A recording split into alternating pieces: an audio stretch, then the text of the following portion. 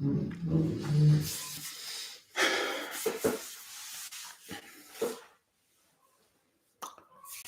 we go. Good morning, fitness athlete crew. Good morning, PT on Ice Daily Show. I'll throw in the airport there.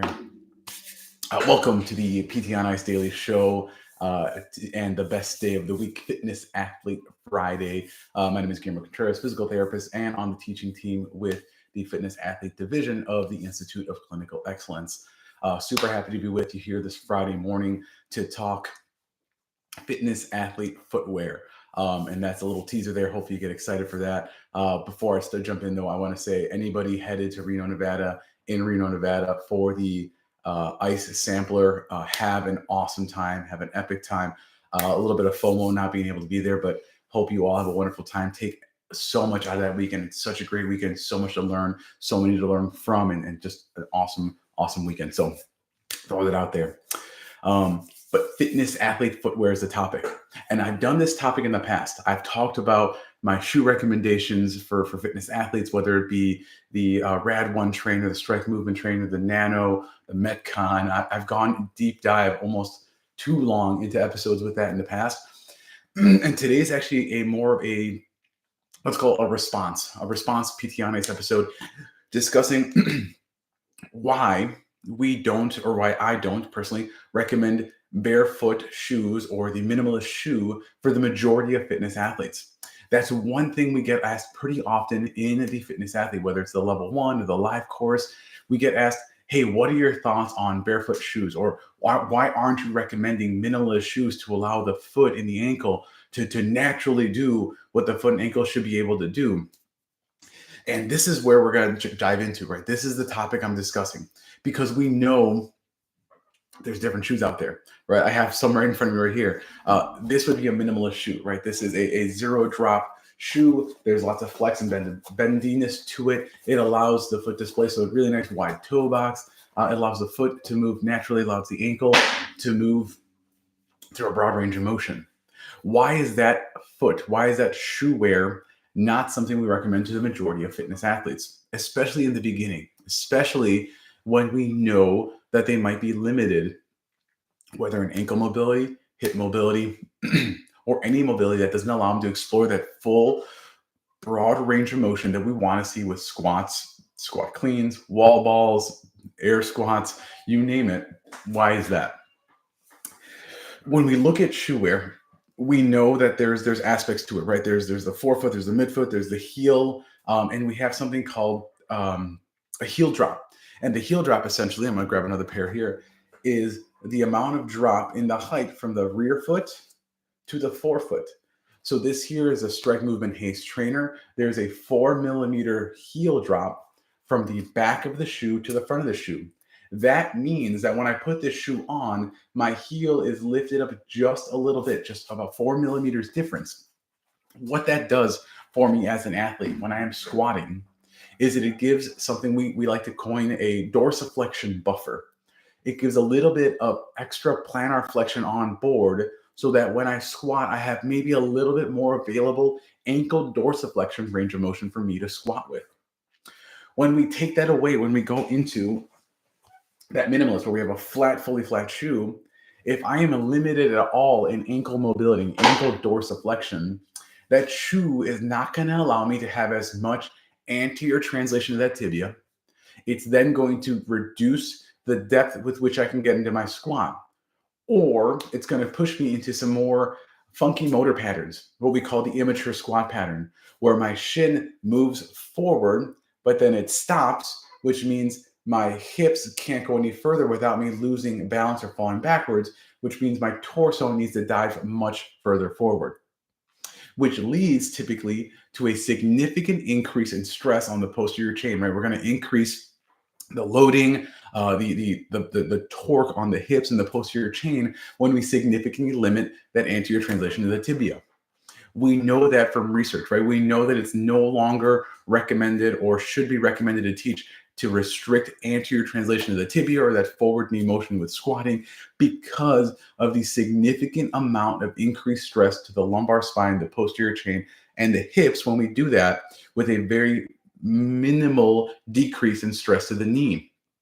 If you look at the data from the research, it's about a 53% 53% decrease in the knee, 1,000% increase in torque to the low back, hips, and posterior chain, right? That's a huge trade-off. Whereas if we allow that tibia to translate forward, that knee to move forward, it allows for more upright torso, a more vertical descend into that squat, and improved motor pattern there. So all that to say, when we give minimalist footwear and we don't know what the individual's mobility is like, or we do know, like, hey, I know this person has really stiff ankles. And what we see both anecdotally and pretty much everywhere is that the ankle is one of the most difficult joints in the body to create mobility in. It can take years to improve ankle dorsiflexion range of motion. If you don't believe me, you can talk to our COO, Alan Fredendahl, who's been working on ankle dorsiflexion for darn near a decade now, probably, and he's doing much, much better now. But it's been a journey for him to try and improve his ankle dorsiflexion. When we give a shoe that doesn't have that little bit of dorsiflexion buffer, we limit that individual, that athlete's ability to sit deeper into that squat with that more mature vertical squat pattern. And when we're talking about CrossFit or fitness athletes, that means that we're limiting the squat, including the back squat, the front squat, the overhead squat, squat cleans, squat snatches, pistol squats, wall balls. There's all these movements where we want to have a vertical torso, a more upright torso when we're performing it or receiving a barbell or catching a wall ball and sinking down into it. And when we take away mobility from the ankle, we restrict that motion because we're saying you need to go barefoot at all times to really work on it. You need to work on your mobility. Okay, you're not going to go to depth until you can have better ankle mobility. We are significantly reducing that athlete's ability to improve, strengthen the knees, strengthen the hips, strengthen the trunk because they can't load that barbell as much. We're reducing fitness level because now they're doing less work in the same amount of time as maybe their counterparts in the same classes or following the same programming and such. So we use the shoe to allow for that dorsiflexion buffer, to allow for a deeper squat. We also recommend something like heel lifts, like VersaLifts, into the heel of the shoe. If someone has very restrictive ankle mobility, we slide a pair of VersaLifts, of heel lifts underneath the insole. They sit in there. Now, instead of a 4mm, maybe they have more like, I believe VersaLifts are 8mm or so. So it'd be like a 12mm, which is it's pretty high up, right? But it gives so much more mobility in that ankle to allow them to sit deep into a squat with good mechanics, with good motor pattern, and really, really hit the deep ranges that are going to allow them to train a greater amount of the glute max, a greater amount of their quad through a broader range of motion, right? More hypertrophy, more strength in that area. It allows us to hit the adductor muscles, which are a very, very powerful hip extender that most people don't realize only really gets targeted when we're hitting those deep ranges below parallel of the squat. Again, this is not me saying barefoot or minimalist shoes aren't for nobody, right? There are individuals who have fantastic mobility in their ankles, great mobility in their hips. By all means, if they want to wear a 2mm heel drop like Vans or Chuck Taylors, or they want to wear New Balance Minimus or I think the Zero, XERO, whatever those are fine for those individuals if they have the adequate prerequisite mobility in their ankle, their hips, to be able to perform these movements with really good quality patterns. But for those of us who might have a limitation in the hip or a limitation in the ankle, we have shoes we recommend, right? The two I have right in front of me, right? The Strike Movement Haze Trainer, 4mm heel drop. This is someone who maybe has pretty good hip mobility, and they can make up for a little bit of lack in ankle mobility with that, but they still have more than like 10, 15 degrees of ankle dorsiflexion. Me personally, I have like 30, 35 degrees of ankle dorsiflexion. I have decent hips. These work really, really well for me. These are my favorite training shoe. For someone who is a lot more restricted in ankle mobility, something like the Rad 1 trainer, right? They've come a long way. They're a little broader in the forefoot now. They're not as tight. They fit more true to size than they used to. This has the Rad 1 trainer has a 7mm heel drop, and it is much larger. It's stiffer in the heel. It's really good for lifting. It's good for Metcons. I have a lot of people at our gym who love these shoes. Really highly recommend these for those who maybe need a little bit more ankle dorsiflexion buffer or limited in their ankle mobility because of that. And one I don't have with me right now If you have more of a narrow foot, more of a narrow midfoot, narrow forefoot, and you don't like your toes display a whole lot, Tyr, Tyr, their tier 1 trainer has a 9 millimeter heel drop. So the biggest heel drop in a just standard training shoe that you can find. And that is the one I recommend to my individuals who like, hey, I have horrible ankle mobility. I always struggle to hit squatting full depth without either my ankles caving in or my going up on my toes. What do you recommend? That's the tier 1 trainer. See me. First ones are called. Oh, I'm sorry. These are the Strike Movement Haze Trainer. Strike Movement Haze Trainer. So there's a strike movement right there. It's strike movement without any vowels in the movement. So the Haze Trainer, good quality shoe, really, really solid. Great for Metcons. I love them for weightlifting as well. And again, nice and like a wider toe box, not too wide, but not too narrow at all either. So really comfortable. I love these for training. There. So hopefully that answers the question. And if you're looking for the evidence, right? Like, oh, well, like you got to be able to use your feet. You got to be able to use your ankles.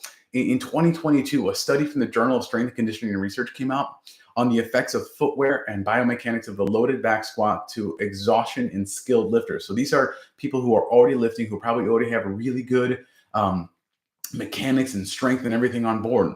And they made one group lift barefoot or minimalist, just barefoot style shoes. One group had to lift in like heel elevated shoes. And what they found was there's no difference in their volitional exhaustion, their ability to hit those ranges of motion, to hit those muscles, to really work them in any way whatsoever. They were pretty much the same. And what we see is, again, these are skilled lifters, right? So I would love to see this more in like a novice athlete or beginner athlete, or maybe people who maybe don't have that same mobility. But in these skilled lifters, people have been doing it for a while, there was no significant difference in that either shoe reduced joint loading or improved joint range of motion for them. They already had the adequates on board. So the reason I even bring that up is because the one thing that we always emphasize more than anything else in the level 1 in the live course, when people ask about shoe wear, about are we going to restrict someone from squatting until they have adequate ankle mobility? Do we give them a shoe like this? Is this okay? Or do we give them a minimalist shoe right away? And if they can't do it, do we let them do it? It's always and, not or. I'm going to recommend something like a Rad 1. And if they needed a Rad 1 with a heel insert, a VersaLift in there, while they work on ankle mobility, while they work on their hip mobility. Because this shoe or a lifter or something with a heel lift is going to allow that individual to continue to work on their fitness, to work on their strength, to work on their squat, to continue being a participant in their CrossFit class, in their group fitness class, without needing to worry about scaling every single time, without needing to worry about modifying every movement every single time. And then they are also going to continue working on their ankle mobility diligently to get to a point where maybe they can take that heel insert out and they feel really comfortable here. And they can move to something like this. And then they can move to minimalist if that is their end goal. It's always and, not or, with this type of modification. If you want to learn more, if you want to ask this person live and really have a debate with me one-on-one, we have courses coming up where you can meet us on the road, where you can talk all things shoe. Like I love talking shoes. I love talking footwear. Worn them, almost all of them. Love doing it. But we have courses coming up. Our CMFA online level 1 just sold out. So if you've been looking to take an online level 1 course with Fitness Athlete, we are not having another one until fall of 2024, but you can sign up for that now. So if you want to register for that now, this course always sells out. We always sell out before we start the course. We have a course in the fall. You can sign up now. You can wait until the summer to sign up whenever you want to. Our next level 1 cohort starts up in the fall now. If you've taken the level 1, if you've taken the live course and you just have the level 2 to finish up your CMFA cert, or if you just want to continue down the path of that CMFA cert, we have CMFA level 2 starting up in September, on September 3rd, and that is the final cohort of 2024. There's only 2 a year. So if you're looking to get that certification, if you're looking to learn more about Olympic weightlifting, programming, modification, even some business type things, check out the level 2 CMFA course on September 3rd. That one also always sells out before it starts. So if you're looking to take that, sign up sooner rather than later. If you want to hit us up on the road, you're looking where we're at. CMFA Live is going to be on May 18th and 19th in 2 different locations. Proctor, Minnesota. I believe Joe Hanisko will be leading that one up in Proctor, Minnesota. And then that same weekend, I'll be hanging out with Mitch Babcock in Bozeman, Montana. That is, again, the weekend of May 18th and 19th. And that's all we have right now in May. And then on June 8th and 9th, you can hang out with the Barbell Physio, Zach Long in Raleigh, North Carolina. And then on June 22nd and 23rd, we have the first ever annual Fitness Athlete Summit. You're going to see every single faculty and TA and every member of the Fitness Athlete crew. You have Mitch, Zach, Joe, myself, Kelly, Jenna, Tucker. We're all going to be coming together in Fenton, Michigan at CrossFit Fenton for an epic weekend, more fitness and fun and sweating and learning than any course you've ever done in your career. So we would love to see you at the Fitness Athlete Summit on June 22nd and 23rd. I believe it's about 45 minutes, an hour, or something like that away from Detroit. So quick flight in. You can also fly into Flint, I believe, which is a even shorter drive from there.